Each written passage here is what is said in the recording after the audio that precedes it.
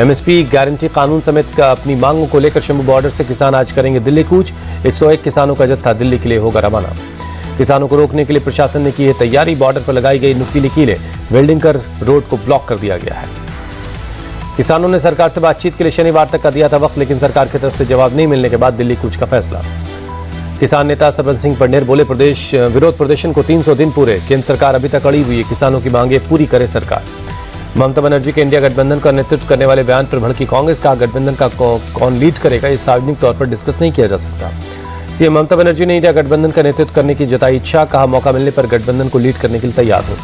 ममता बनर्जी के बयान का समाजवादी पार्टी ने स्वागत किया, कहा ममता और सक्रिय होती हैं तो कांग्रेस को इसका स्वागत करना चाहिए।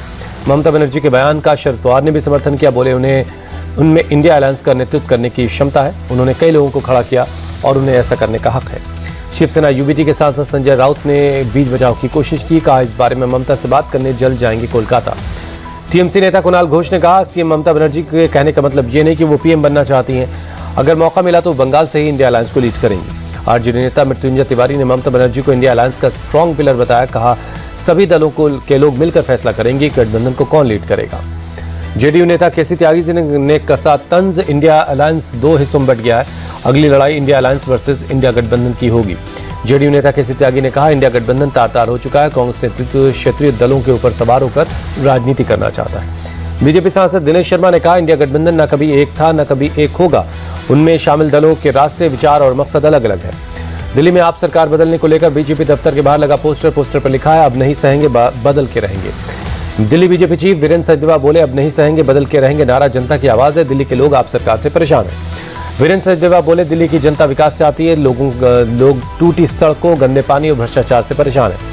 केंद्रीय मंत्री हर्ष मल्होत्रा ने उम्मीद जताई, कहा दिल्ली की जनता इस बार सरकार बदलेगी, लोग इस सरकार की कुव्यवस्थाओं से परेशान हैं। आप संयोजक अरविंद केजरीवाल ने बीजेपी के नारे को अपना मुद्दा बना लिया, कहा उन्होंने आधिकारिक तौर पर ऐलान कर दिया है, हमने जो काम किए हैं उनको बंद कर देंगे। सीएम योगी ने प्रयागराज के महाकुंभ में आने वाले श्रद्धालुओं के लिए जन आश्रय स्थल और सर्किट हाउस में खोया पाया केंद्र की शुरुआत की। सीएम योगी ने महाकुंभ के संबंध में पुलिस को संबोधित किया, कहा कई राज्यों की पुलिस अब आपको अनुसरण कर रही है। यूपी के मंत्री अनिल राजभर और सतीश चंद्र शर्मा ने ओडिशा के सीएम मोहन चरण मांझी से मुलाकात की, प्रयागराज में होने वाले महाकुंभ में शामिल होने का निमंत्रण दिया। निमंत्रण में सीएम योगी की तरफ से पवित्र गंगा जल से भरा शुभ कलश दिया गया, कार्यक्रम का लोगों को भेंट किया गया। पटना में उप मुख्यमंत्री विजय कुमार सिन्हा ने बीपीएससी के अभ्यर्थियों से मुलाकात की, उनकी समस्याएं सुनी। उप मुख्यमंत्री विजय कुमार सिन्हा ने कहा, अभ्यर्थियों से बात करके लगा कि उन्हें भ्रम में डालकर आंदोलन खड़ा किया गया, सरकार को बदनाम करने का काम हुआ। विजय कुमार सिन्हा का बयान, बोले नॉर्मलाइजेशन का कहीं कोई जिक्र नहीं, लेकिन उस विषय को बीच में डालकर लोगों को भ्रमित किया गया। पीएम मोदी ने अहमदाबाद में आयोजित कार्यकर सुवर्ण महोत्सव को वर्चुअली संबोधित किया, कहा रूस यूक्रेन युद्ध के समय बाप्स के कार्यकर्ताओं ने पोलैंड में भारतीयों की काफी मदद की। पीएम मोदी ने देश भर में 85 नए केंद्रीय विद्यालय खोलने की बात की, कहा समाज के लिए हर वर्ग को स्कूली शिक्षा देना हमारी जिम्मेदारी। 85 में से 8 केंद्रीय विद्यालय ओडिशा में खुलेंगे। डिप्टी सीएम केवी सिंह देव ने केंद्रीय शिक्षा मंत्री का आभार जताया।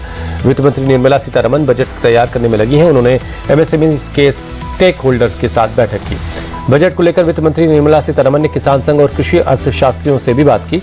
वित्त राज्य मंत्री समेत कई अधिकारी मौजूद रहे। वित्त मंत्री के साथ बैठक के बाद बोले, बीकेएस के चेयरमैन बद्री नारायण, सरकार ने जैविक खेती की पहल की है, इसका हम स्वागत करते हैं। संभल हिंसा में पुलिस की कार्रवाई को सही बताना मुरादाबाद की एक महिला को भारी पड़ा, पति ने दिया तलाक। जयपुर में शहीदों के सम्मान में ऑनर रन हुआ, राजस्थान के मंत्री राज्यवर्धन सिंह राठौर ने मैराथन को दिखाई हरी झंडी।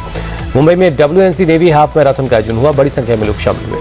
दिल्ली में शीतलहर जारी, 8 डिग्री दर्ज किया गया न्यूनतम तापमान। सुबह आसमान में छाया कोहरा।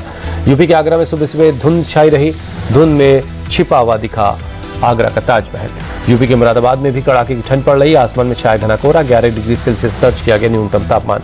असम के गुवाहाटी में कड़ाके की ठंड, पूरे इलाके में छाया घना कोहरा, विजिबिलिटी भी काफी कम रही। मोहम्मद शमी नहीं जाएंगे ऑस्ट्रेलिया, बीसीसीआई से फिटनेस सर्टिफिकेट का है इंतजार। एनसीए ने अभी तक शमी को फिट घोषित नहीं किया है, बंगाल की तरफ से क्रिकेट खेल रहे हैं मोहम्मद शमी। रिपोर्ट्स के मुताबिक एनसीए की स्पोर्ट्स साइंस विंग की तरफ से अभी तक बीसीसीआई को नहीं मिली है शमी की फिटनेस रिपोर्ट। बीसीसीआई की निगरानी में है मोहम्मद शमी। टेस्ट क्रिकेट में इंग्लैंड ने रचा इतिहास, 5 लाख रन बनाने वाली दुनिया की पहली टीम बनी। यह आंकड़ा छूने में इंग्लिश टीम ने खेले 1082 मैच, 717 खिलाड़ियों ने योगदान दिया। 1877 में इंग्लैंड ने ऑस्ट्रेलिया के खिलाफ खेला था अपना पहला टेस्ट मैच। क्रिकेट में सबसे ज्यादा टेस्ट खेलने वाली बनी टीम। सबसे ज्यादा रनों के मामले में ऑस्ट्रेलिया दूसरे और भारत तीसरे नंबर पर है।